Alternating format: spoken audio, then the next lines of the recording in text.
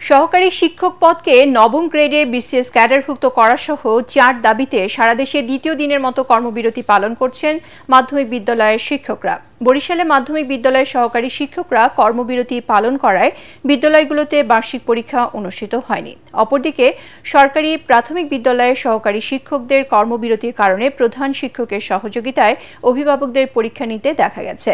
আন্দোলনরত শিক্ষকরা জানান, দাবি আদায় না হওয়া পর্যন্ত তাদের আন্দোলন চলবে। নাটোরের সরকারি মাধ্যমিক বিদ্যালয়গুলোতে বার্ষিক পরীক্ষায় অংশ নেওয়ার জন্য শিক্ষার্থীদের নিয়ে অভিভাবকদের আসতে দেখা গেছে, কিন্তু শিক্ষকদের কর্মবিরতির কারণে পরীক্ষা না হওয়ায় হতাশা জানান তারা। স্কুলগুলোতে ছুটির আমেজ বিরাজ করায় অলস সময় পার করছেন কর্মচারীরা।